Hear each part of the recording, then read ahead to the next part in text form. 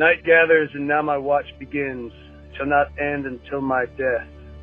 I shall take no wife, hold no lands, father no children. I shall wear no crowns and win no glory. I shall live and die at my post. I am the sword in the darkness. I am the watcher on the walls. I am the fire that burns against the cold, the light that brings the dawn, the horn that wakes the sleepers, the shield that guards the realms of men. I pledge my life and honor to the Night's Watch for this night and all the nights to come.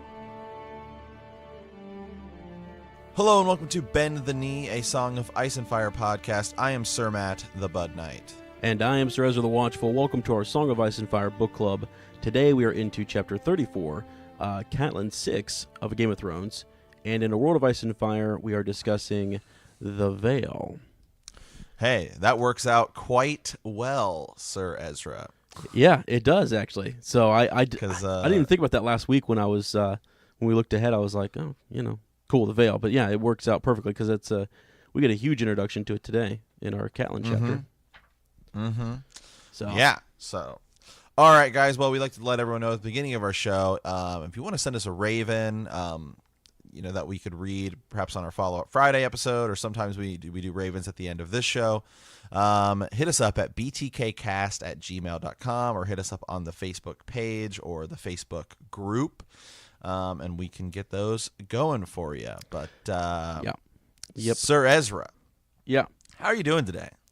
Doing okay. I'm actually, like this morning, we have this time difference, right? So I was up, early. You were up even just as early, but it's just different time zones. And so I'm looking around. I'm in the Facebook group, and I'm just like kind of blown away. I was getting I've been stressed out. Had a lot of stuff going on at work. Basically my boss needs to bend the knee. Okay, so yeah, that's what.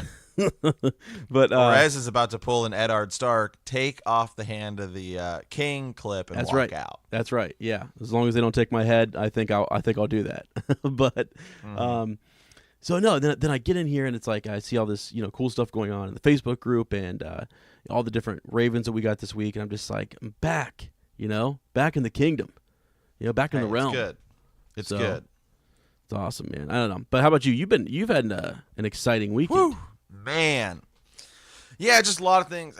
Things are just ramping up over here, So I've been, Sir Ezra and I often talk. We have a bunch of other projects. One of my other projects is kind of, it's video game related. So I've been attending the Portland Retro Gaming Expo this weekend. I'm going back today, although when this airs, it'll have been over. And so just making a lot of cool podcasting connections, a lot of, it's kind of cool to hear a lot of other podcasters talk, just to talk shop with them, see some of the things they do. And actually, to toot our own horn here a little bit, to toot our own dragon binder here a little bit. Careful now. Careful doing that. It's true. One of the things that people asked us, and they're asking me, and they said, what do you attribute your success to? Like, someone asked me that with Bend the Knee, and I told them flat out, and I think this is the truth. If you look at our reviews and you look what honestly all of our listeners say, is I just tell them it's our community, 100%. Oh yeah, it is our community, because you and I, Sir Ezra, often say, like, the community isn't part of our show. The community is our show. Right. Yep. And so it was just cool. And I just told him, he's like, yeah, that sounds like a good idea. It's like, absolutely. Like, it's where it's at, man. We would not be here if it weren't for our listeners. And well, I mean, how are we supposed to cover, 7 kingdoms? You know what I mean? Like, absolutely. We're just a couple Robert Baratheons ourselves. So, this is all this, ruling and counting coppers and stuff. I don't know, it's tough. So well, yeah, I mean, it's like the other day, old Varamir Foreskins told me, just hit me up and said, hey, just so you know, the episode isn't up on Spotify. It was up everywhere else, and that was just a Spotify thing. It's fixed now. It's just sometimes it takes those other things, but it's just like that's the kind of thing that we have for us, and it's like we're very fortunate. that like you guys are so willing to let us know, hey, like something's up, you know, or we had an audio little glitch. In the Fallout Friday episode, and you guys said, hey, the audio is glitched. Unfortunately, without just pulling that episode down and then we couldn't putting it back up. There's nothing we can really do about it. Which I mean, we could do, but it would, for all those people who have automatic downloads, it would re-download. So unfortunately, that one's just kind of there. But that's just like yeah, I know that's like I listened to it. It's like just a little 30-second clip of the whole episode, but it's just that's the kind of group we have, and it's always so nice to just jump in the Facebook group and see what everyone's saying, and thank you guys so much for just letting us know anytime something isn't up, and so I just appreciate it a lot. Well, I do too. Case in point here, the Fallout Friday that is coming right after this Monday show here is basically going to be all Facebook group. Now we have a bunch of Ravens, but there's so much good stuff in the group that we're actually just going to open it up and just go to town, respond to different folks, and kind of look at what we've had in the comments for people. We've got conversation starters. People. You get that. By the way, there's these cool little like what are they called, Matt? They're like like those little emblems. No, they're like next to your name, and it'll tell you that you're a conversation starter or you're a founding member. Yeah, like go Facebook. Those are super cool. They're kind of cool. That is cool. That is something that Facebook added pretty recently. So at least that I know. I've been in other Facebook groups, and I don't ever remember seeing those. So super cool. Yes. Oh, one other thing. Somebody had posted something about and actually we'll talk about it here in a second. The Johnny Walker, somebody had bought it, and they said, hey, is it okay if I post a picture of it? Because it's alcohol, I guess. Yeah, sure. Yeah. And is it okay for me to post it? And the nice thing is that we've never even had to really go over the rules of the group because we just have such a good group. Yeah, true. That's true. I mean, and we're still want to add moderators and stuff and get that going for our patrons. Yep. We just super busy with a lot of other stuff right now, but it's just so nice. It's like we haven't even had to discuss it and, stuff like that. So it's just solid conversation, which is great. So, yep. So, do have to make a quick apology to Sam the Hammer, though. We let him down last Friday. We let him down. I saw that in the Facebook group. He's listening to us via his Apple Watch. Yep. Running like a 4K, it looks like. And it took him an hour and 20 minutes, and we let him down.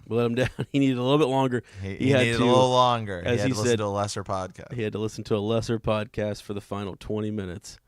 That is on us. All we can do, is ask for forgiveness. Forgiveness. So, all right. Well, let's go ahead and move on over to the small council. So, two things I found kind of cool this week. First of all, I wanted to talk a little bit about the Johnny Walker Scotch, the game, the Johnny White Walker. So just something happening. So I see some people are posting on it in the group that they're getting it. It's out in select stores if you do want to go find it. Lord Adam Parker sent me pictures of it with when you put it in the freezer, like the bottle changes. Right. Yeah. Yeah. So it's super cool. So I have never felt more like an alcoholic in my life, and I'm Sir Ezra can attest. I'm someone who I rarely drink. But when he does, it's great, guys. It's great. I'm not really a big drinker, but so I went to my local liquor store, and I am on their wait list when this comes out. I had to go to my store and pre-order scotch. So. That's so awesome, man. That's so awesome. Yeah. You know what's funny, though, is that this is a really hot commodity because the guy – so I went to two different liquor stores, actually. One is kind of a more like upscale liquor store. Yeah, okay. That's the one where I'm on the wait list. Then I went to this other one, which is totally like your just like when you think of like a liquer store, right? Not really the best not in the best area. They got kind of like the metal cages on like the outside, stuff like that. And anyway, the guy who runs the store is super nice. I went in and asked him about it, and he said, "No, we don't have that in. You're the third person to come in and ask about it." Wow. Yeah, and he said he was telling me, he's like, it's actually a really good deal because it's just about as much as their Black Label. He's like for $40, he's like that's about what it is. It's not that bad. I almost drove half an hour to go get it, but then I would have had to have driven into the state of Washington. And one of our listeners actually lives up there. I want to say it is. I think it's Sir Gibbs, isn't it? Let me see. I think I just had him up here from Pullman, Washington, or something. Yeah, right? Pullman, Washington. Yeah. Yeah, I don't know how I remembered that. Let me see if that's true. But anyways, yeah. I think somebody does. I think he does live there. Mm-hmm. Yeah. So but I guess the taxes so there's no sales tax in Oregon, but I guess there is quite a sales tax in the state of Washington. And so the guy was like, you'd be paying like 40% more. And I was like, oh, okay, well. Okay. Wait, we're counting coppers over here, okay? So we're counting coppers. So, all right. Okay. Well, one other thing I just wanted to talk about real quick here before we move on to some other cool news, just kind of more of a show announcement is, so Ezra and I have been tossing around the idea of doing Discord, all that stuff. But what I think would be cool would be maybe here in like the next couple months or weeks or something, would be if we did like maybe like a Facebook Live. And just kind of did like an answer, or not a Facebook Live, a YouTube Live. Okay. And just kind of answer some questions. That way you get that chat on the side. Yeah. And we can read the chat, and you guys can answer. We can answer your questions. Maybe just do a big Q&A. Ask us like life questions, or you can ask us show questions or thoughts and theories, and just kind of do a big. Well, I mean, it's things like hangout. This, because sometimes people are like, "Wow, what would I ask those guys?" It's things like this, like I don't know, top 10, most attractive women, in a Game of Thrones, right? I mean, that's. Yeah. Do I have a list, Sir Matt? Yes, I have a list. Okay. Oh, I definitely do. And do I have one for book and show? Yes, I do. Okay. Yeah. Are we talking about their age based solely upon when they're in Game of Thrones or in like their prime? Because I'm just gonna go ahead and say it. Lady Olenna was a Bond girl. Okay? You're right. Oh, you're right. She was. She was a Bond girl. I think she was the Bond girl in Her Majesty's Secret Service, which is my least favorite James Bond movie, but still. Right, yeah, I remember. Yeah, you're right about that. She marries James Bond and dies. Yeah, that's crazy, isn't it? That's crazy. Yeah. Good call on that one. So yeah, she's. I gotta go back and look at my list now. Now I gotta go back and reconsider. Yeah. But anyways, yeah, questions like that, guys, because we've got some other stuff here that's maybe a little, PG-13 rated R, so we right keep it on the DL. But yeah, so all right, so okay, one other thing here is that I saw this from Gur's Twitter page. Gur's actually started tweeting a lot more about and talking a lot more about Fire and Blood, so just be reminded that is coming out soon, and we're looking forward to that. But they're doing a special Funko Pop collection of the creators, Dan and Dave and Gur. Jiminy. That's crazy. Yeah. I know if you're a hardcore Funko Pop collector, which I am slowly becoming, you can keep an eye out for those. They look really cool. We'll have to post a picture of this in the group here. They do, yeah. Yeah. And they're even holding like notepads and stuff. Right. Yeah. All right. So. That's awesome. Well, yeah, again, don't forget Fire and Blood's coming out soon. We'll be covering that in November. So all right, I think we're on and into the Maester study. So this week we are kind of covering the Vale.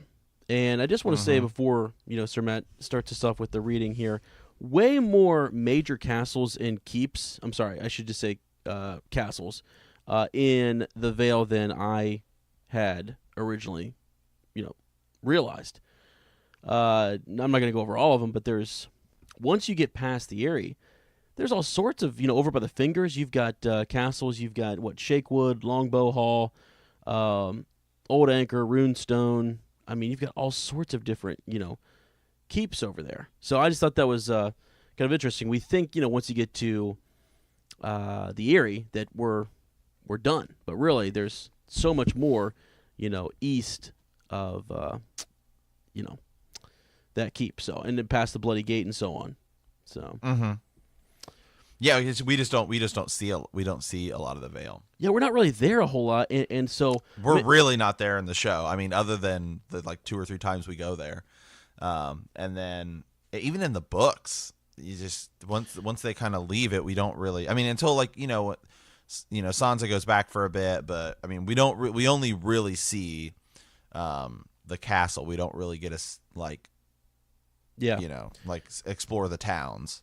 Right. Now we do get little things like, the Three Sisters and things like that, references to where they're traveling from the north down, past the Bight and into the Narrow Sea, and then the Bay of Crabs, and then over to Blackwater Bay. So you get all those references actually to like the little the bodies of water, but that's kind of it. I mean, there's a few. Runestone is mentioned. I'm trying to look and see here. The fingers themselves, just Littlefinger, and where he's from, are mentioned. The High Road, the Mountain Clans, and that's about it. So, all right, but yeah, let's jump into it though. Let's see what we can learn about the Vale this week. Yeah. All right, the Vale of Arryn, a long, wide, fertile valley, and entirely ringed by the great gray-green peaks of the mighty mountains of the moon, is as rich as it is beautiful. Perhaps that is why the first Andal invaders chose to land there when they crossed the Narrow Sea, beneath the banner of their gods. The proof of the claim lies in the stones carved about the fingers, which bear images of stars, sword, and axes, or hammers, as some have argued. The sacred book of the faith, the seven-pointed star, speaks of a golden land amidst towering mountains. When Hugor of the Hill received his vision of the bounty that would one day belong to the Andals. Isolated from the rest of Westeros by its towering mountains, the Vale proved the perfect ground for the Andals to carve out their first kingdom in this new land. The first men who were there before the Andals fought these seaborne conquerors stubbornly, but the Vale was thinly peopled in those days, and they soon found themselves outnumbered in every fight. No sooner was one longship set aflame or driven back into the sea, the singers say that 10 more rose from the dawn. Nor could the first men match the zeal of the invaders, and their bronze axes and binaries of bronze scales proved less than equal to the steel swords and iron ringmail of the Andals. Mm-hmm. Moreover, the Vale and its surrounding peaks were divided into a score of petty kingdoms when the first Andals began their wading ashore, with the seven-pointed star on their chests, riven by ancient enmities. Sorry, I'm having a hard time reading, guys. Mm-hmm. The king of the first men did not unite against the invaders when first they appeared, but rather made pacts and alliances with them, seeking to use the newcomers in their wars against one another. Yeah. So I guess when you think about the Andals coming over and that mountain range, it does make a lot of sense that that's a place where they could kind of set up shop, hidden behind this range, where you can't get support from the other first men or some of the other kings. And so they can kind of get their, get grounded, they can get established there. Mm-hmm. And then from there, they're able to kind of keep pushing westward and southward and so on. So, that is the spot. They even talk later, there's a bunch of different, well, maybe they just said that, a bunch of different spots where you can see, on the fingers and on the different coastlines where the seven-pointed star is, etched into stone there because they had kind of came over and taken the spot over. Now, there's a reference, actually, Maya Stone in our chapter today is engaged, or she believes she's going to be with one of the, I can't remember which house it is right now, but the guy who has he's descended from the first men, and he's like a real, it's like a kind of a cool little house there, a little connection to the first men, just because the Andals and the first men are so intermixed now in the Vale that it's sort of, it's just interesting how they're all trying to make claims to either one or the other, So right. We'll get to that when we get to the actual chapter, but yeah. So let's see, and it was the bronze scales that proved less equal to the steel swords, right? So the Andals coming over with their steel and their iron ringmail really is what sort of helped them defeat the first men. So right. there's that. Yeah, the advancement in kind of tech is if you think about it. Mm-hmm. Yeah. So yeah. Well, Sir Ezra, should we talk about? I want to talk about some of the houses that are in the Vale. Some of the houses we know today. Okay. So we have the Waynwoods, Royce, Corbray, Baelish, Belmore, Grafton, Hunter, Redford, and Templeton. And like Waynwood, Royce, Corbray, obviously Baelish. Yeah. Hunter and Redford. We actually you hear about them quite a bit as some of those people. They have people at the court. They have. When you hear about just some of the people fighting in battles, those are some of those common names you hear when you're hearing about people who aren't, like our main kind of characters. Right. Yeah, for sure. And it's neat to pay attention to those names because those people we encounter them. We don't always encounter them in the Vale. The Vale. We'll see them in King's Landing or other places as well. So Osgood too is a name here that I'm looking at. Just one of the original kings, King Osgood, right? And so this whole bit, there's so much with this the fighting between the Andal kings and the Firstmen kings, and these first couple pages, it's a little overwhelming, but there's a lot of history here and battle between these different houses, and so it's a wonder that they eventually were able to kind of live in peace. Well. Be united under one king before the conquest. Right. So there's that. Yeah. King Osgood, King Yorick, Yorick the Sixth of Runestone. Mm-hmm. Yeah. Yeah. Some of these people. So the other thing I think that's kind of interesting about the Vale is that the Vale has, the North has this as well, but it's really the Vale where we kind of think of, where we've got these not wildlings. What am I thinking? The clansmen. The clansmen. Yep. Yeah. And so you've got the Stone Crows, the Milk Snakes, the Sons of the Mist, the Moon Brothers, the Black Ears, Sons of the Tree, the Burned Men, the Howlers, the Redsmith, and the Painted Dogs. Mm-hmm. And then it says lesser clans exist as well, often being formed after some feud splinters one clan, but these usually only last a short time before they are swallowed up by rivals or wiped out by Knights of the Vale. Yeah. Yeah. And then it goes on to talk about most of these clan names have some meaning, however obscure those meanings might be to us.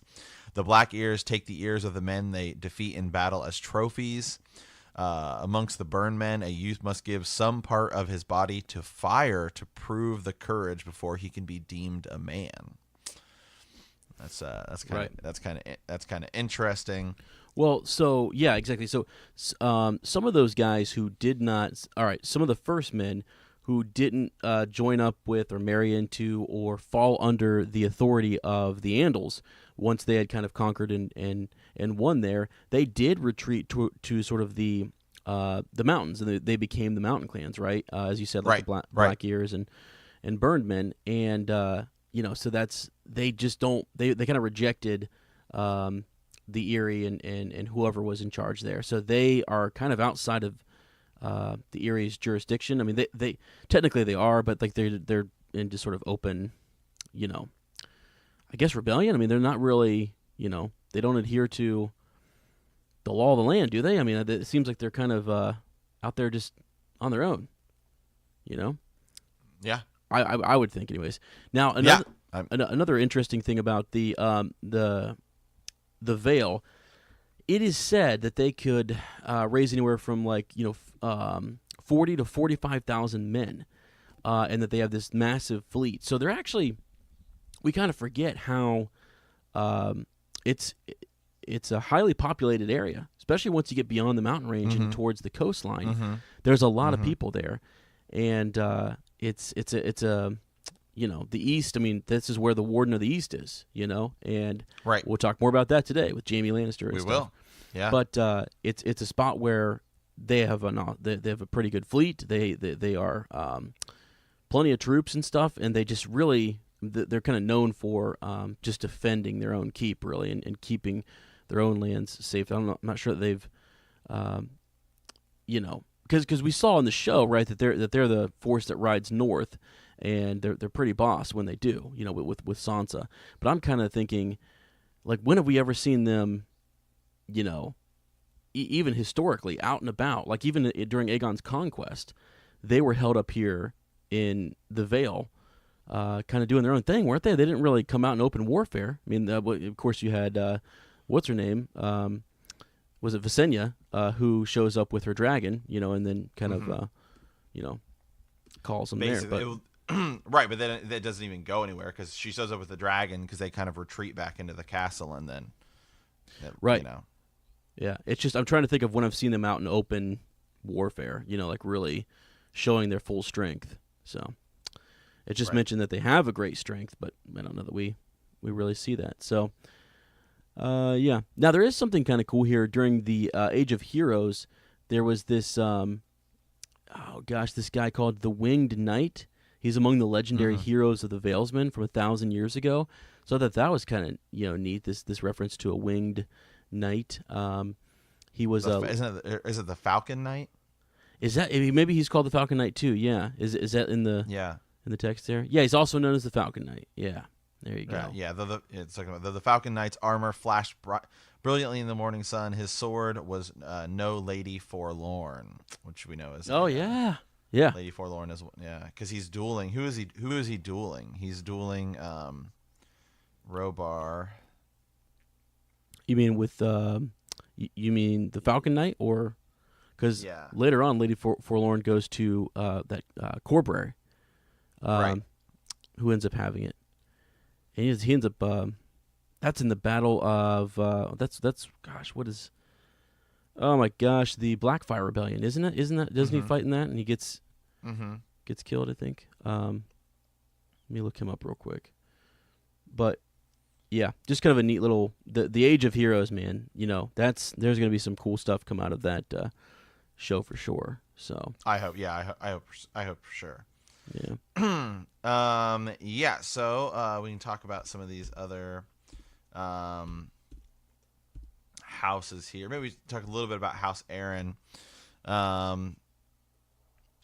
This was kind of interesting. It says, in any discussion of the origins of House Aaron, however, it is crucial to distinguish between history and legend. There is abundant historical evidence for the existence of Sir Artus Arryn, the Falcon Knight, the first Arryn king to rule over Mountain and Vale. His victory over King Robar II at the Battle of the Seven Stars is well attested to, even though the details of that victory might have been somewhat embroidered in the centuries that followed. King Artus was undoubtedly a real man, albeit an extraordinary one. Okay. In the Vale, however, the deeds of this real historical personage have become utterly confused with those of his legendary namesake, another Artus Arryn, who lived many thousands of years earlier during the Age of Heroes, and is remembered in song and story as the Winged Knight. Yeah, that's what you were talking about. So even us, we just got confused about it. Wait, you're talking about the Falcon Knight or the Winged Knight? Right. Yep. Yeah. But yeah, being both. Yeah, and so let me see here. They kind of talk about. I was going to see if I can find more on the Winged Knight because I think he's kind of a cool character. I was looking up Lady Forlorn, just being the ancestral longsword of House Corbury, and House Corbury. What's his name? Is it Gawain? Yeah, that's Gawain, right? He's in the Kingsguard. During the Battle of the Red Grass Field, I was right. He was out there and he fought Daemon Blackfire, and he ends up, eventually. Near an hour of fighting, Daemon defeated Sir Gawain. So, and Lady Forlorn is kind of, then returned. But anyways, just a neat little connection to that sword and that house, that family, a little bit. Mm-hmm. All right, what else we got here? Good old House Aaron. Yeah, let's just go ahead and talk about the Eyrie itself, the castle. Okay. Many have claimed that the Eyrie of the Aarons is the most beautiful castle in all the Seven Kingdoms, and it is hard to deny this truth, though the Tyrells surely do. We'll get to them next week, I think. 7 slim white towers crown the Eyrie, where it sits high upon a shoulder of the giant's lance, and no castle in Westeros boasts more marble in its walls or upon its floors. And yet the Arryns and the men of the Vale will tell you that the Eyrie is impregnable as well, for its position high atop the mountains make it all but impossible to assault. It is the smallest of the royal seat in Westeros, and it was not originally the seat of House Arryn. That honor belongs to the Gates of the Moon, a much larger castle that stands at the foot of the giant's lance, and the very site where Sir Artus Arryn and his Andals made their camp on that night before the Battle of the Seven Stars. Wow, it's actually, there's a great photo here of in the World of Ice and Fire book. Yeah, even with the baskets on the side and Hologump supply, you can kind of see on the side there, which we're going to talk about today, and how they get supplies there. So definitely something interesting. And when we talk today, as they're traveling up towards the Eyrie, there's other keeps. I mean, essentially small little keeps along the way, that they actually stop at.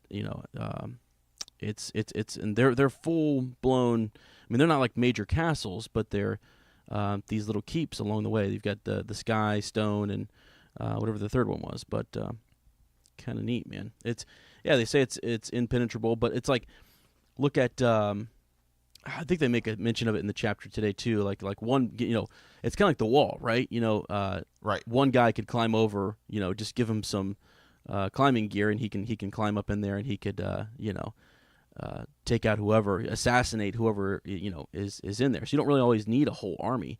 Absolutely. Well, apparently you just need one dragon. There you go. That too. Yeah. So you can also see the sky cells too on the side of this picture as well. You can see where they were holding Tyrion. So that's kind of crazy. Right on the side of that picture there. So they did a really good job of that in the show. It looks just like what we have here in the drawing, because Gurr really vouched for all of these different illustrations. He thought that they really came as close to what he was envisioning as they could. So. Oh, absolutely. Yeah, the artwork in this book it's amazing. All right. Anything else on the video? Nope. I think we can go ahead and move on over to our reread. Okay. Last week we were in Eddard 8. Ned and King Robert had argued over a plot to kill Daenerys Targaryen when the small council also stood against him. Ned resigns in protest, and Ned prepares to return to Winterfell. And then Littlefinger arrives with news that he has identified a brothel that Jon Arryn and Stannis Baratheon had visited.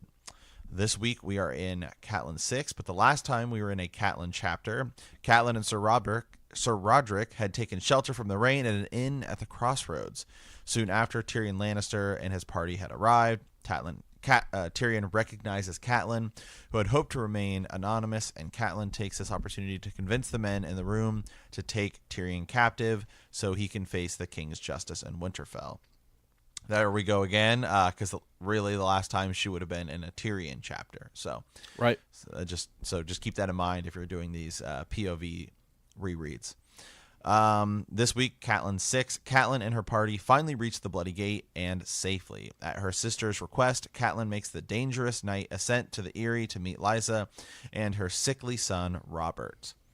But really, Sir Ezra, the character we'll get to here in a few that I find the most interesting in this is her uncle, old Brendan the Blackfish. Man, I was just about to ask you, what is your favorite part of this chapter? Your favorite part. I mean, and the Blackfish is my favorite part. Learning about their little spat and what took place. And now you think about Hoster Tully's dying words when you read this, and you're kind of like, what is he talking about? What is he sorry about? Does he have any final words for his brother? Like the kids all liked him. It just, I don't know. It really, I thought it was the coolest part to all of this, even though you're learning about the Eyrie. Yeah, absolutely. Yeah, so I don't know, but I divided this just real quickly into like two halves here. Just the first half being the Bloody Gate, and the second half being Maya Stone, the basket, and the nipple.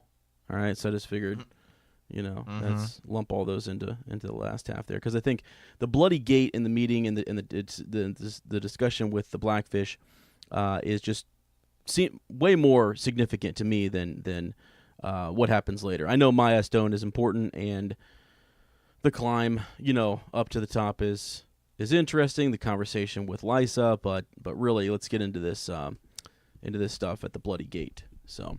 Mm-hmm. Okay, let me pull it up here in the chapter. Yeah, it kind of starts off with this Sir Donald Waynwood, which is a cool name. Yep. I thought that was kind of neat. So he's there. The chapter starts off, "My lady, you should have sent word of your coming," Sir Donald Waynwood told her. "As their horses climbed the pass, we would have sent an escort. The high road is not as safe as it once was for a small party as yours." Right there, it sounds like the Knights of the Vale don't really do a good job of keeping it safe. They don't patrol that road, do they? Really? I mean, I was thinking that too. Is what it seems like. I would say maybe they used to, but they don't anymore, and that's all because of Lysa. That she's pulled everything back. So maybe at one point they did, and they kind of mentioned that now it's like, we can't because Lady Lysa wants us all back here to protect young Robert. So right. Well, even right here it says the clans have grown bolder since Lord John died, Sir Donald said. Yeah. If it was up to me, I would take 100 men into the mountains and root them all out, and give them some sharp lessons. But your sister has forbade it. She didn't even let her knights to fight in the hand's tourney. She wants all our swords kept close to home to defend the Vale against what no one is certain. Yeah. Exactly. Shadows, some say. So what is that about? Yep, shadows. I'm gonna make a comment real quick that's just totally may seem unrelated, but when you think about the Vale, because we're talking about it, Catelyn's coming in here, right?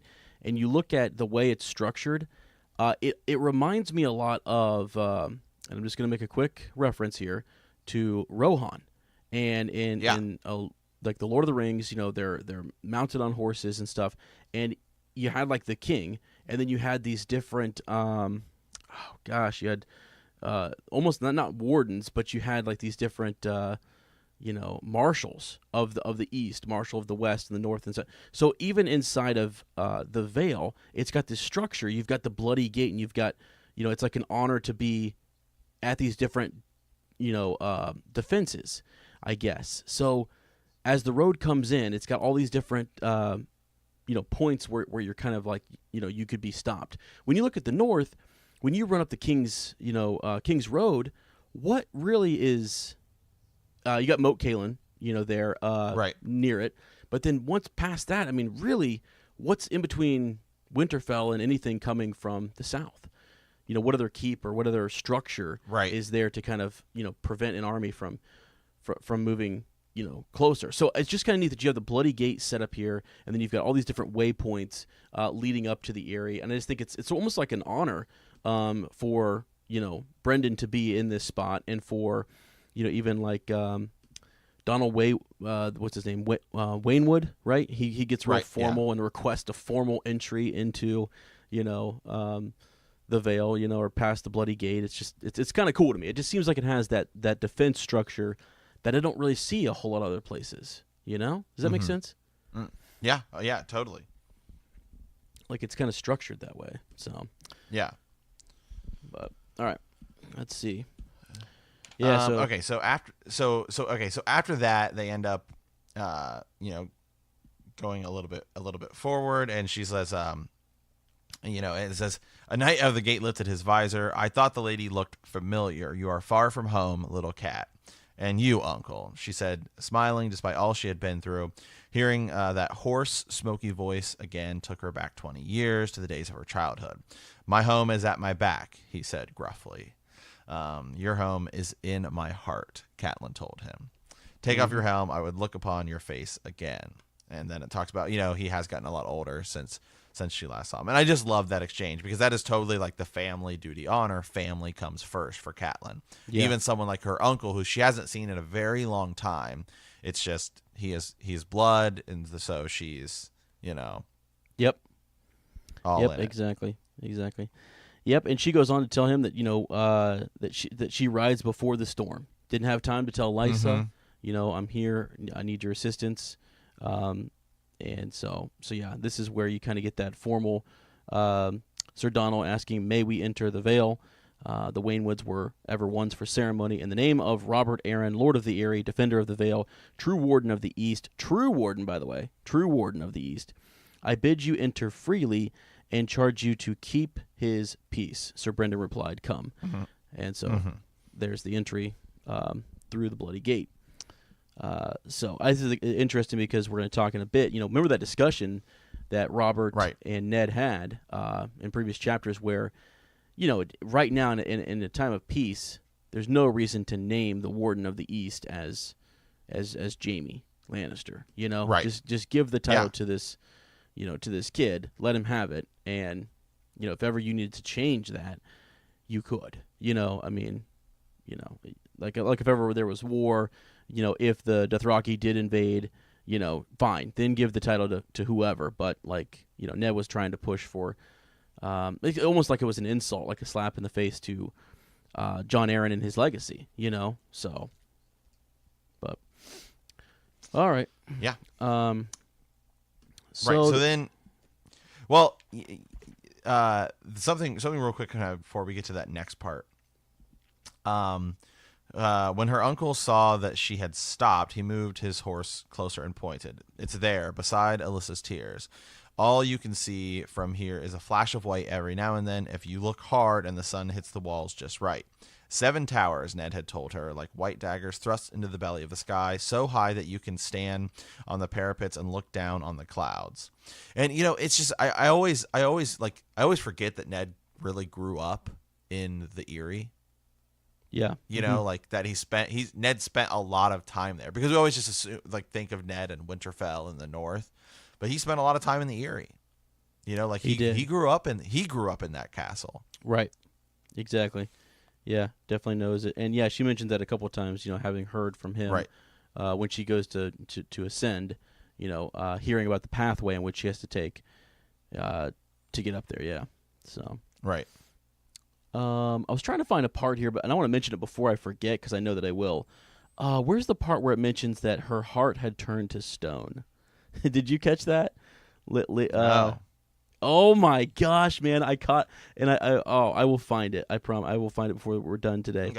Okay. Well, Roger. Something else that's kind of interesting. Roger Cassell said, he's this older guy. He's like, "Lady, I fear I can go no further today." Mm-hmm. Yeah. Yeah, and so you feel bad for him. He's older. He's like, I just can't. Well, go. They had to tie him to his horse and stuff. I mean, he's super, injured. So. Oh yeah. And what's his name? The Hedge Knight stays with him. Woad, Sir Willis Woad. Right. Ends up staying back. So this is where they kind of decide who's going to go, forward and who isn't. And she doesn't want Bronn to go, but once Marillion ends up asking to go, and she grants him permission. Like, what can she do?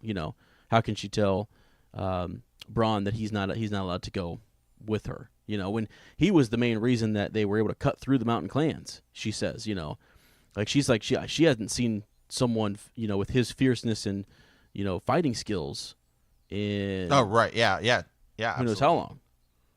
Yeah. So that was pretty neat. So they're deciding to kind of bring Bronn along, and you get to that part where eventually they start talking about Tyrion, and we'll get there in just a bit, but he's chummy with Bronn, and is definitely making some alliances there for sure. So here we go. So let's see. There was we're past that part already. Oh, the Giant's Lance. I was going to mention. So this big peak that the area is on is on something called the Giant's Lance, and they say mountains look up to it. Like some of your tallest mountains are dwarfed by this mountain. It gives you a reference as to how tall it is, and I totally lost the equivalent of how tall it was, but it's huge. It sounds like it's probably one of the tallest mountains in Westeros. In Westeros, yeah. I think it might actually be. So So there's that. They don't really do a lot of comparisons, but it seemed like it would just with that statement that it dwarfed other mountains and other mountains looked up to it, that it's it's the Mount Everest, so right. But yeah, you just there's really a lot of small. This chapter the plot is pretty straightforward, but you really have to dissect these tiny little things in here. Like there's a line here where still in kind of the same area here where Catelyn is kind of just talking to Brendan Blackfish. They're talking about Robert Arryn being this young little kid and how he shouldn't really be ruling, and the mood of the Vale is not great. And he's saying, well, it seems to me that Lysa is only playing at courtship because we know that Lysa doesn't want to marry again. She enjoys the sport, but I believe your sister intends to rule herself until the boy is old enough to be Lord of the Eyrie, in truth as well as name. And Catelyn says, a woman can rule as wisely as a man. Right? Just because Catelyn is that coming. Yeah. Right. Yeah, and Brendan's really, really hinting at something that she doesn't quite understand until she gets face to face with her sister. Right. She's lost it, and it's like and he probably if it's he says that he goes she is not you, he's like Lysa is not you, Cat. If it were you, that's different, but this is your sister. You're like, kind of like you don't quite know what we're talking about yet. So she will be I think it's been 5 years since she's seen Lysa. Is that the case? Yeah, she hasn't seen Lysa in quite some time. Yeah. Yeah, and then when we'll get to it in a bit, when she does finally see her, she can see things have not gone entirely well for her sister. Right. Okay, so once Bran decides to come, and Marillion wants to kind of, he says, I beg you to allow me to accompany you to the Eyrie to see the end of the tale, as I saw its beginning. So she's, sure, whatever. Bronn comes. You get over to this part here where, let's see, they talk about how long it's going to take for them to get to the area. It's like a couple of days, I think, from where they're at. It's going to take them quite a bit. So Sir Donald had promised to send birds ahead to the Eyrie and the Gates of the Moon with the word of their coming. Fresh mounts were brought forth from the stables, sure-footed mounts, stocky with shaggy coats. And within the hour, they set forth once again. Catelyn rode beside her uncle as they began the descent to the valley floor. Behind them came Bronn, Tyrion Lannister, Marillion, and 6 of Brendan's men. So there's the company moving forward. Right.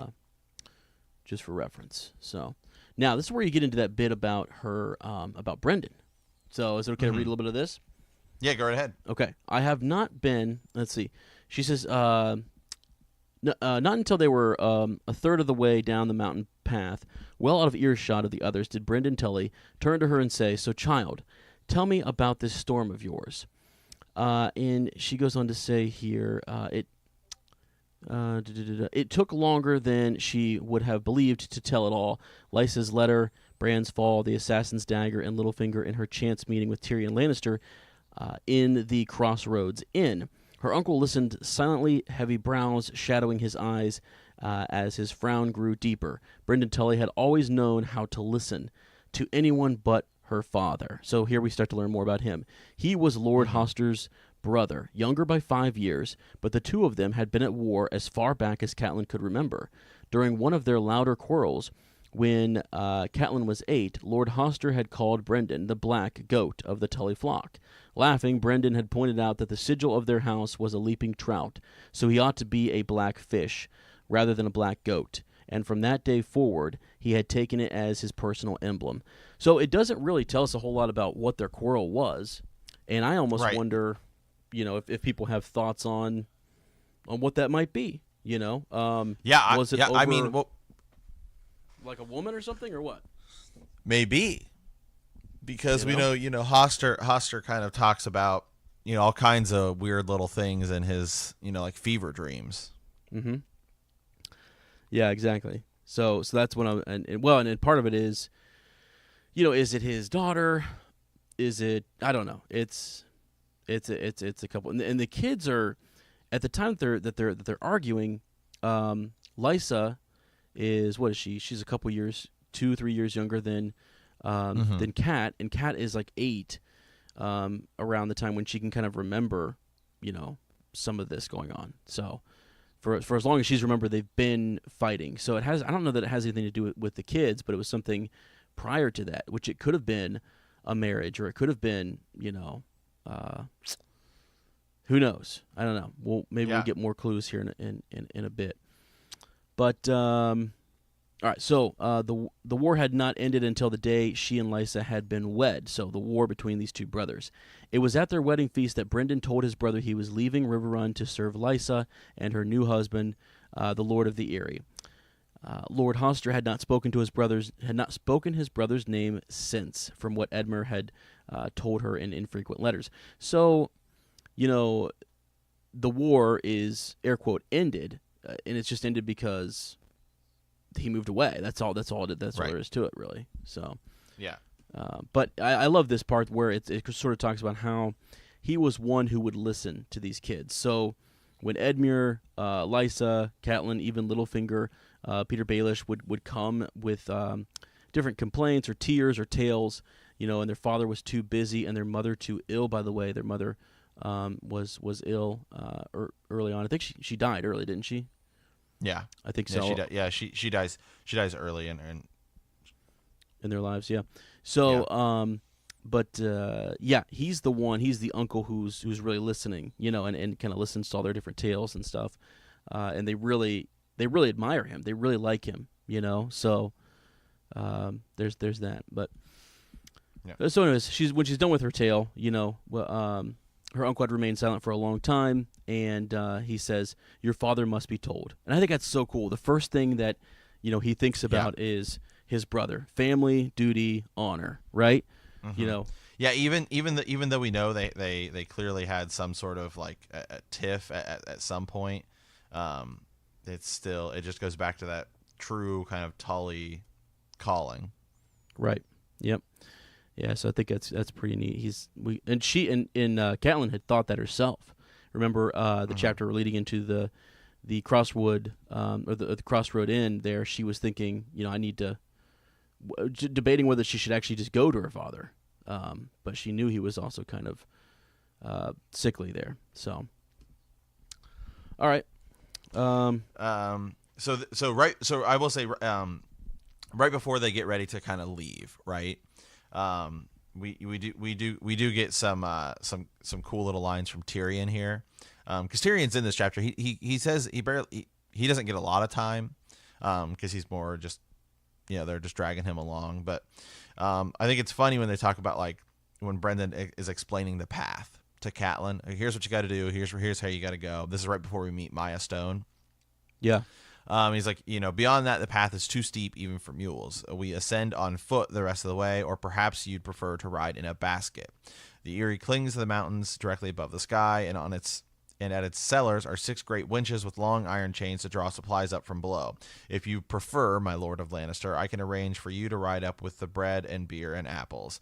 The dwarf gave back a bit of laughter. Would that I were a pumpkin. He said, alas, my lord, my father would be no doubt chagrined if his son of Lannister went to his fate like a load of turnips. If you ascend on foot, I must do the same. We Lannisters do have a certain pride. Pride, Catelyn snapped, his mocking tone and easy arrogance, some might call it. And then I just like this line too, where he's like, my brother is undoubtedly arrogant.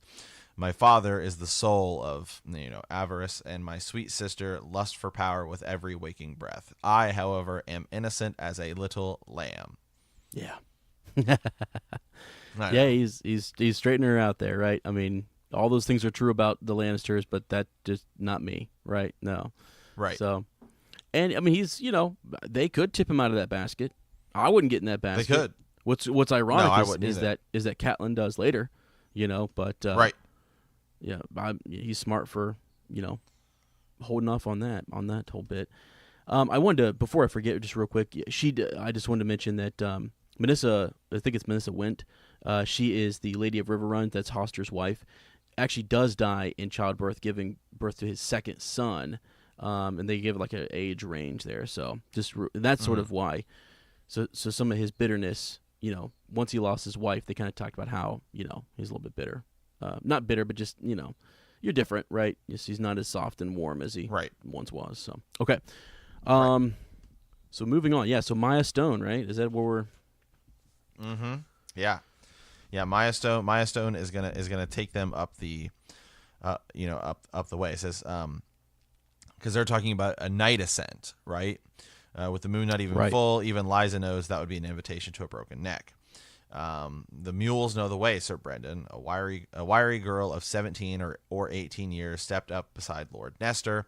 Her dark hair was cropped short and straight around her head, and she wore riding leathers and a light shirt of silvered ringmail. Yep. And she says, "Do you have a name, child? Maya Stone, if it please you, my lady." It did not please her. It was an effort for Catelyn to keep the smile on her face. Stone was a bastard's name in the Vale, as snow was in the north, and flowers in Highgarden.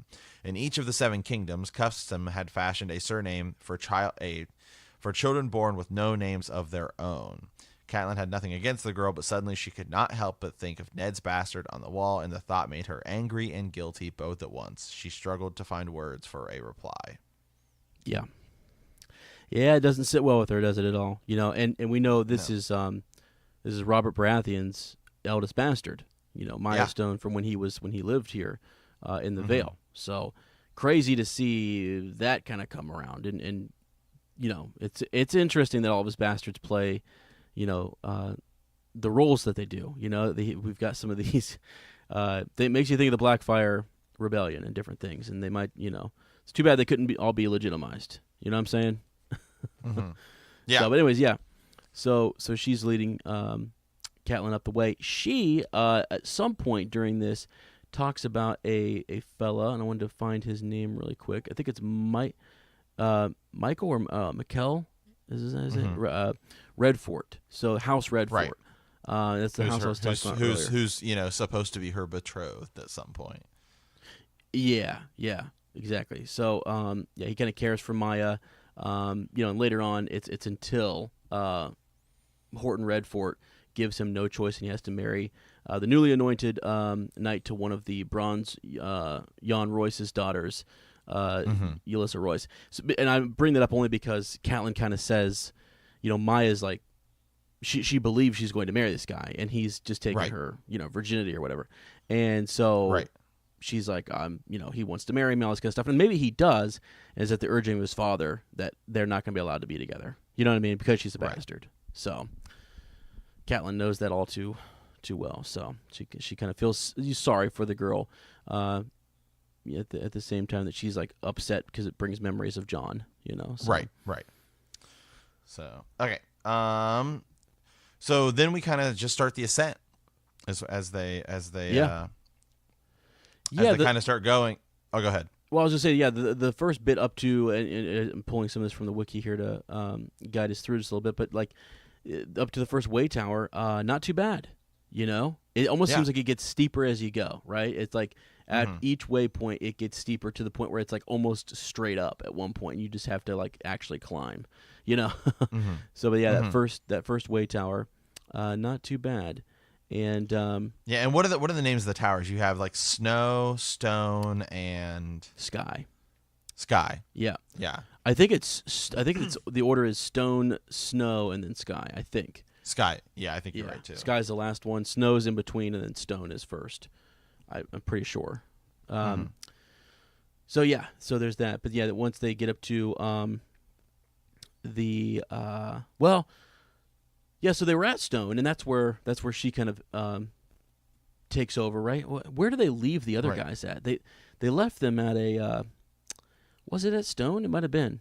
I can't remember. But anyways, yeah, she kind of continues on. However, they when they must lead the mules across. Let me see. Where's this at here? It was a really cool part. Catelyn is she gets to a point where she's like too scared to move. Right? There's a point where remember they're on mules. They switch over to mules, and the mules can almost kind of find the way in the dark. And you get to a point where I think once you're getting between Snow and Sky, or maybe it's after Sky, where the mules are just no more use. Right. And so that's where you're on foot and you're climbing.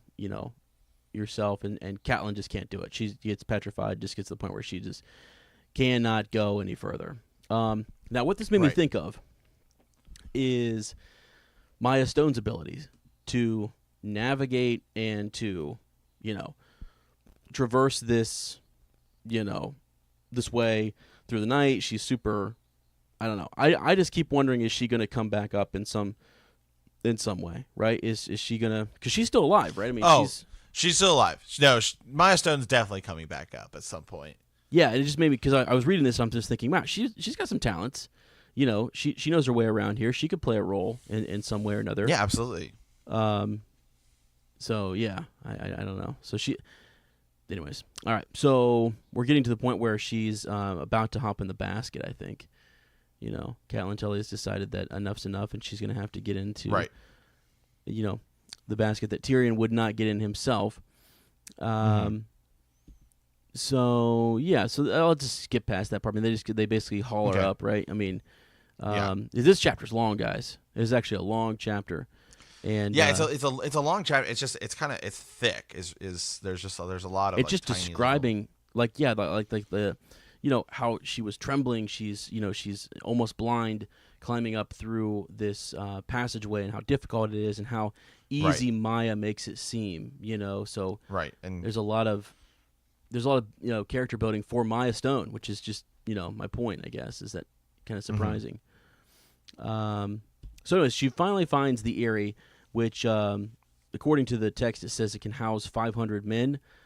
She found that it was kind of empty. It didn't seem like there was a whole lot of people there. So she's brought into her sister's quarters. Brought before her sister, and all seems well.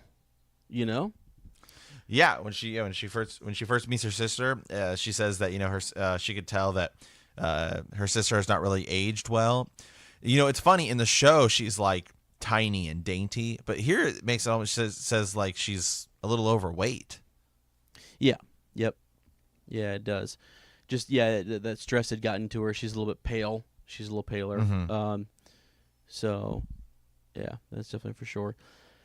And she greets Catelyn with a hug. Is very seemingly happy to see her, and it's because of the other people who are in the room. So you've got some attending people who are still there in the room. She's like, "Oh, Cat, how good to see you, my sweet sister." She ran across the chamber and wrapped her sister in her arms. How long has it been? This is where we learn it's been about 5 years, 5 cruel years for Lysa. Lysa's gone through a lot. She had all these births that didn't work out, and she ended up having little Robert, here, and tried to be a good wife for Jon Arryn, but she was, I think she was actually probably mistreated by some of the ladies at court, there. Oh, I'm sure she was. Yeah, just because if you look at her, the way she's depicted in the TV series and then even in the books, it's just like that's someone who's trying to get attention, who's trying to win people over, and people are just being mean.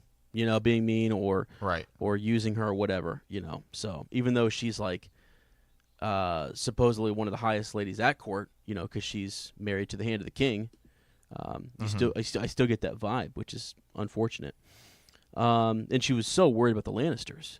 She sent the letter. Yeah, she's like, she sends the letter, and then that's what's funny is that Catelyn's like, "Oh, I came here because of the letter." She's like, "I sent you that letter to warn you of them, to like stay away from them, not to bring them here." Right. Exactly. Yep.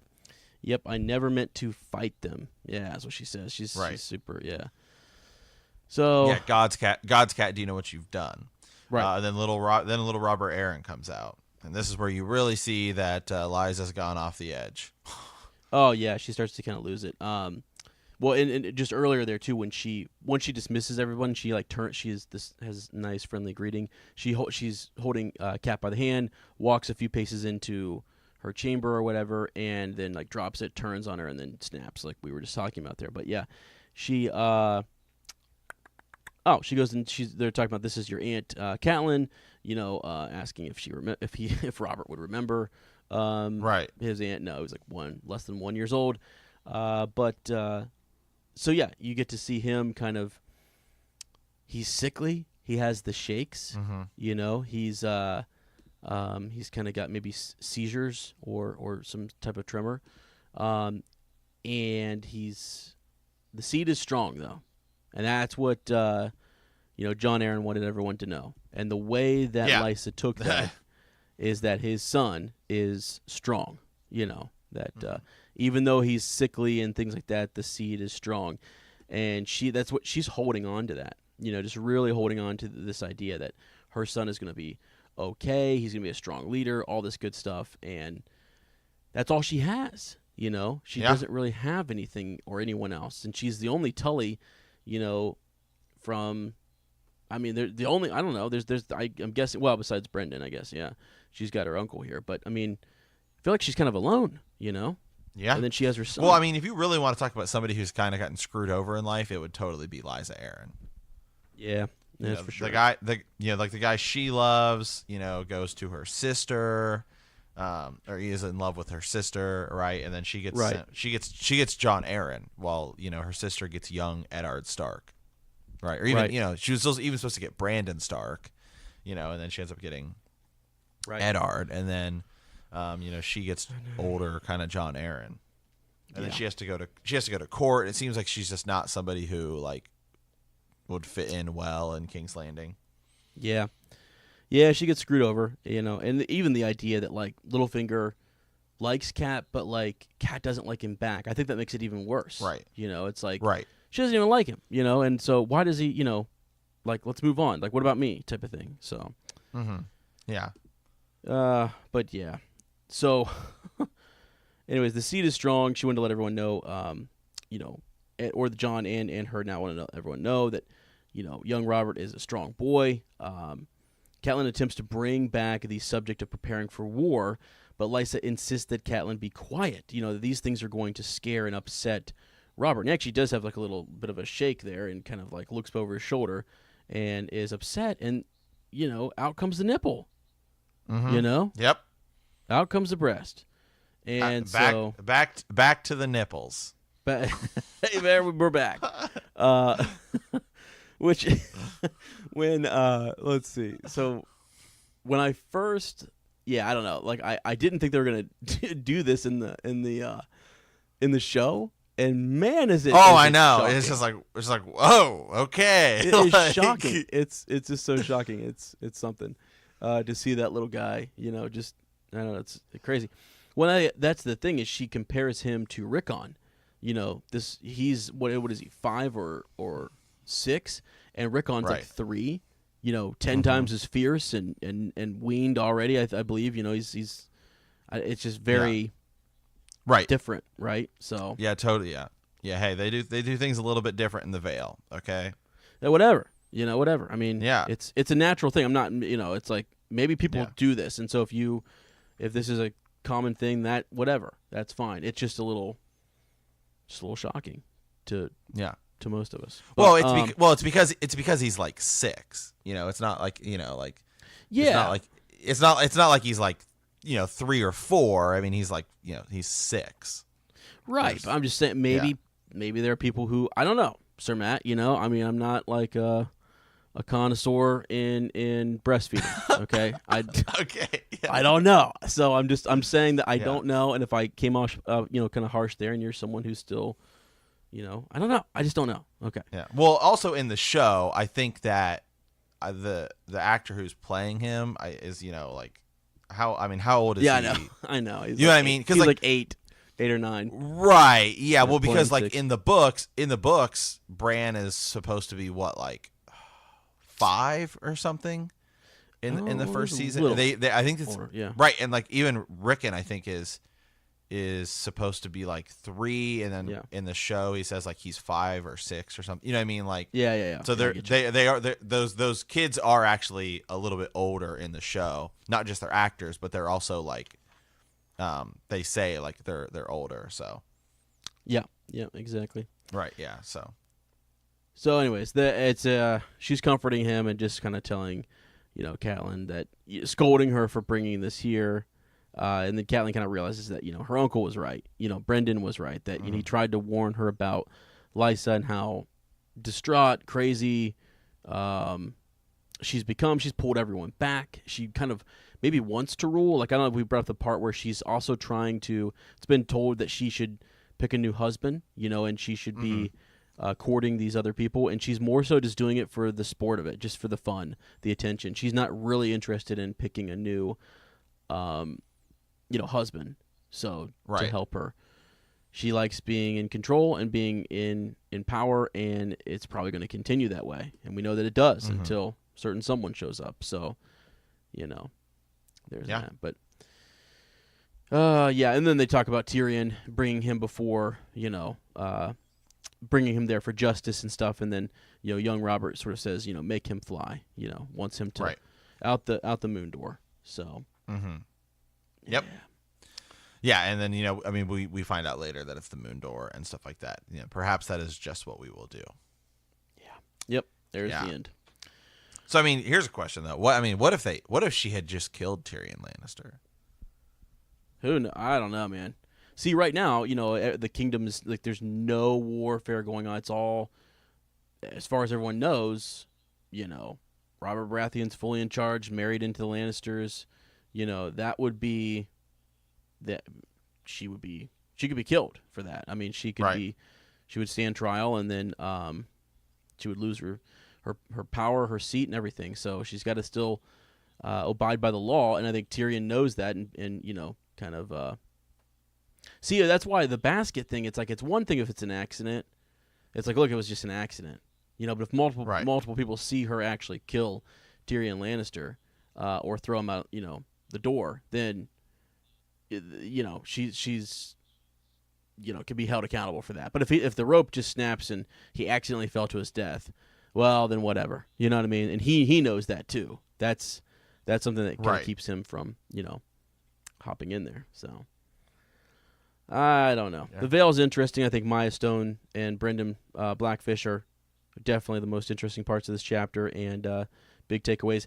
I challenge, though, someone to go, because I was listening to it. And it talks about her heart growing as cold as stone. Okay? Catelyn Tully's heart grew cold as stone. Or she had lost. So find that reference for me, please, and send me, the actual quote. I was looking for it while we were reading, and I just couldn't find why. Sometimes I was listening to the audiobook, and I'm like, gosh dang it. I wish I had the actual text in front of me so I could just mark it, but I couldn't find it in my read. Here, let me see here. I have my Kindle open here. Yeah, maybe you can search it, but if I can search it, yeah. That's the kind of stuff that Gert does, though. Like the bits of foreshadowing. I think it was we had a couple people talking about foreshadowing in the Facebook group, and just the way in which if he's thinking that far ahead in Game of Thrones to mention that her heart had turned to stone. I just kind of blows my mind that reference would be made right here in this chapter. And I swear to you it is, because I was blown away by it. Now I'm searching. Did you search stone? There's tons of references to stone in this. Well, it would be every time the word stone comes up. Yeah. Heart. If you search heart, you might be able to find it in this chapter. I don't know if you can go chapter by chapter, but yeah. So while Sir Matt's looking that up here, we'll move on. We've kind of talked about our cool connections, so we're solid there. And we'll, if you guys have any cool connections you want to talk about this week in the group, that'd be awesome. Let us know. We can we'll go in there and take a look for Follow Up Friday. But on to Send a Raven. I've just got two little ravens here, where I've got one from Sir Gibbs the Inquisitive, and right here, found it. You found it? Yeah. It's right. It's the beginning. It's like right in the beginning. Yeah. So this is right after the opening passage where talking about sending the high road is not as safe as it once was. We learned that to our sorrow, Sir Donald, Catelyn said. Sometimes she felt as though her heart had turned to stone. Dude, so she felt as if her heart had turned to stone. Lady. Yeah, 6 brave men had died to bring her this far. And she could not even find it in her to weep for them. So then he even goes on to talk about her emotions being challenged, which is totally Lady Stoneheart. Lady Stoneheart. Yeah, exactly. And so I was just thinking to myself, I'm like, wait a second. You know, like this is all. I mean, like, what is it? 2 books later, where Lady Stoneheart is back. You know, in reference. You know, Catelyn Tully is raised again. You know, mind blowing that in this chapter he would make a little nod to that right here. You know, that's the type of stuff we're dealing with, people. All right. You know, so when I've said for years, let Gurr finish this series, okay? Let the man write. Let him take his... I mean, if he needs another couple years for Winds of Winter, that's fine. I'll be rereading the series until it comes out, okay? So that's what I'm saying. Well, right? I mean, think about the Bran chapter. In the Bran chapter, you know, his fever dream or his green dream, where he sees the mountain, right, as like a zombie. Right. Yeah, I know. He's got these things, you know. If Hodor is a thing, then the foresight in that, you know, and to save nuggets like that for you know, books later, it's just it's mind-boggling. So, back and some of that to Lady Stoneheart. Back to Lady Stoneheart. I mean, some of that he may have gone back in and edit and said like, what did I say? How was I characterizing, you know, her? What could I come up with for a name? You know, I mean, maybe some of that's the creative process, but it's still awesome. Right. All right. So Cinda Raven here. So I've got Lord Hunter the Foulmouthed. Just kind of talked about he says so these are 2 plugs for the Patreon series. So this is kind of Man the Wall and Cinda Raven all in one here. A couple of our patrons who had just recently listened to the Black Council episode. If you haven't heard it yet, we went ahead and I think it was last week we recorded the Hedge Knight. And so that is up for you to listen to.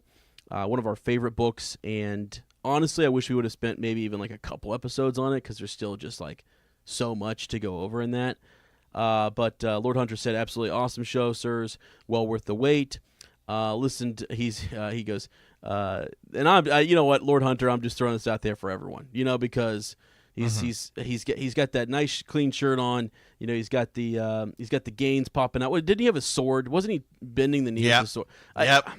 Just, you know, awesome thing. So this might be too much information here, he says, but I listened to the whole thing naked. The Dunk and Egg stories are so charming. If I didn't know better, I would have thought Gurr didn't write them. I love when Dunk leaves and flips a copper to Egg, and Egg doesn't even acknowledge it. He just let it hit the ground. Dunk rides off thinking Egg would pick it up when he was gone. It's like one of those little things. I don't know if we mentioned that in the episode, but yeah, like Dunk just tosses that copper and he thinks to himself, all the inner dialogue, whatever you want to call it, like thought process that he has with himself is just so appealing. It's so awesome to think about what this great hedge knight is thinking, you know, in regards to Egg, who is a princeling, you know. Right. Just fantastic. So, Lord Hunter, I'm glad you liked the episode, man. And, you know, just hilarious. He's awesome. He's an awesome dude. Let's see. Oh, and he also listens. He said that he also loves the Audible Dunk and Egg series, especially when the guy is reading the parts where Egg's dialogue comes in when Dunk is fighting. He says, "Get him! He's right there! Get him!" You know, it's like there's that reoccurring. Oh, I know. Yeah, that's get him, when sir, it happens, get him. and it happens in every Dunk and Egg, which is great. Yeah, exactly. And I would imagine as he gets older, you know, maybe Egg doesn't say that, but in his head, he's like, "Get him." He's still that. You know why I like it so much is Egg reminds me of a sports fan, someone who loves all the tourneys, knows all the lists, knows the best, you know, knights, is probably ranking them in his head as like who's number 1, who's number 2, and so now he's got this underdog. You know, now he's squiring for this knight who, you know, he's almost dreaming of all this possible grandeur in you know, tourneys and stuff, and this is, you know, he's this guy's, you know, companion, so you know, his squire. You know, it's just awesome. So, anyways, yeah. All right, we also have we've got Sir Gibbs here. Oh, that was Sir Gibbs actually. So Sir Gibbs was mentioning that too as well. So he was the one who said, you know, the whole get him. He's right there. So that was Sir Gibbs, the inquisitive. So thanks again, both those guys for listening. And I didn't realize too on our Patreon page, I'll get emails sometimes about some of the comments that are made. there's a whole community tab full of comments that I recently just started to kind of look in there. I mean, I knew it was there. I've clicked on it before, but I didn't realize people were posting in there. There is some great stuff. I think to get access to that, you might have to be a patron. I'm not sure. I'll have to maybe log out and double check. But if you go to the community tab, you can kind of see some things, where Sir Gibbs is kind of talking about Lord Baelish, and we've got a couple other, he's talking about Jaime, we've got Paula in there, Lord Hunter, as mentioned, has started a couple threads. So some really cool stuff in there. I just thought if you guys wanted to go in there, introduce yourselves and kind of talk and see some of the threads that are happening there, that's also another place where you can interact. And, I'm going to start checking that a little bit more just so you guys know. So there we go. Yeah. All right. Sorry, Sir Ezra. I was doing a bunch of research here. Just what'd you get? One last thing here. Okay, just because we had talked about it a little bit, I wanted to pull up the actual specs on it. So the kid that plays Robert, and it's like there's a huge community forum arguing about this. Okay. The kid that plays Robert Aaron was 8 at the time of the scene. Okay. And so actually it looks like so I guess based upon you have to have certain standards. So she's actually wearing a like prosthetic. Oh yeah. Brett, yeah, right. Because you can't have that going right, on. yeah. Which I didn't even think about until I actually looked at it. I was like, oh, okay, that makes sense. Yeah, absolutely. Yeah. Yeah, but I guess the World Health Organization recommends 3 years. So 3 years, okay. 3 years, yeah. But I guess it says, in other countries they go longer and stuff like that. But so. Well, yeah. I mean, think about your food. The supply. rabbit holes we go down sometimes. We're down a nipple hole now. I mean, this is where we're at. Back to the nipples. Okay, Yeah, it's Matt. Guys, just imagine for the past 5 minutes here that Sir Matt has been researching this diligently. Okay. Just imagine in your mind what that looks like. We have an obligation to inform people. Okay? Absolutely. You were pulling a Stephen Colbert over there, rifling through the research on breastfeeding. That's the genius of Gurr's books, though, is that he brings up, even in a fantasy setting, he brings up real life issues and stuff. Right. Absolutely.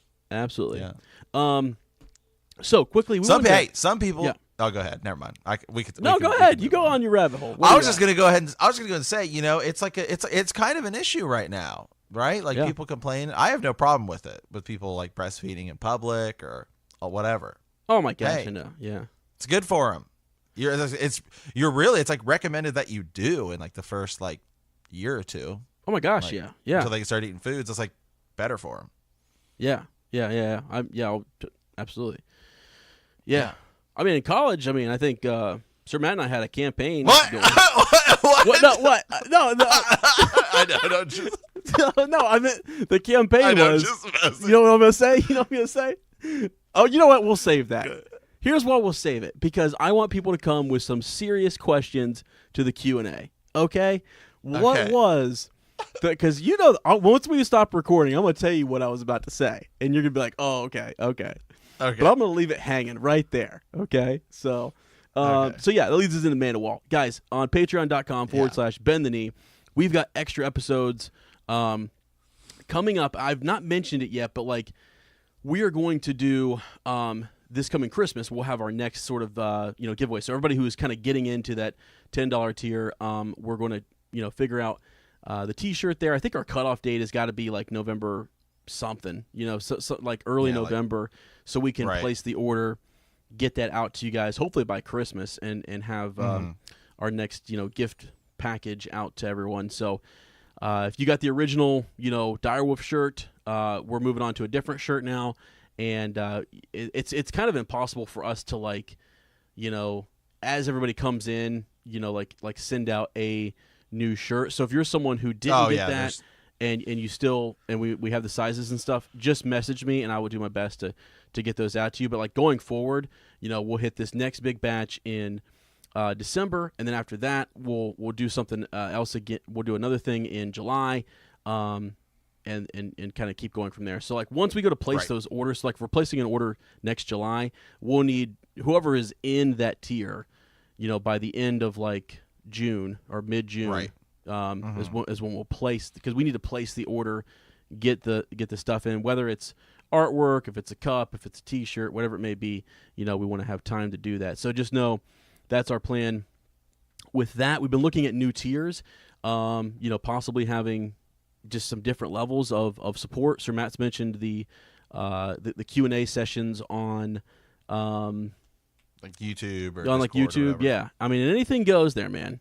So I think that's gonna be kind of fun. Is we can really... Well, we better wait a couple weeks, because if we do one after this episode, it's gonna be all kinds. I can already see the group. Remember the one time the one time I said fisting of the first man, and it was like a huge thread in the Facebook group. I'm like, oh my god, you gotta be careful. It's like, once it's said, because we don't. I mean, obviously now we've had to edit a couple things, but we rarely edit, man. I mean, it's just like one take, this son of a gun, and get it done. So yeah, we still hey, the Dragon Egg, by the way, is still open. Yeah. To that, the one time we'd edit, you have to go back now to the episode to see when we said, hey, find the episode before this where we had to edit it. The only other time we've had to was, well, I did a little bit. Fall Friday. That one time there was now that we're doing it over the internet, sometimes we have a glitch and something gets jacked up. So, but yeah. So anyway, we've got the option of the YouTube Hangouts. We also could do something, more for our patrons with Discord rewards. So I feedback on that on Patreon or messages, to me would be great. Whatever you guys are thinking. I know we've had some people send me some ideas on T-shirts and stuff too. So appreciate all of that, and I'm gonna take a look at those and see what we can do. So yeah. All right, guys. I think that is it for this week. Thanks for listening. We'll get back. We're actually about to hop up here and record some Fallout Friday. Yeah, that's typically how we do it now that we do it that way. Okay. All right. Well, we want to thank you for playing the Game of Thrones. In our next episode, we will be discussing Chapter 35, Eddard 9? Yeah, let me see. Whew. Is it Eddard 9? No way. Yeah. Yeah. When he goes to find Littlefinger there, yeah. Okay. Mm-hmm. Alrighty, if you like our podcast, don't forget to subscribe, like us, write a review, leave a comment, or send us a raven at btkcast@gmail.com. We will see you in a week, and remember, in the words of House Ezra, back to Lady Stoneheart. Oh, that's funny. I thought you were going to say, like, back to the nipple.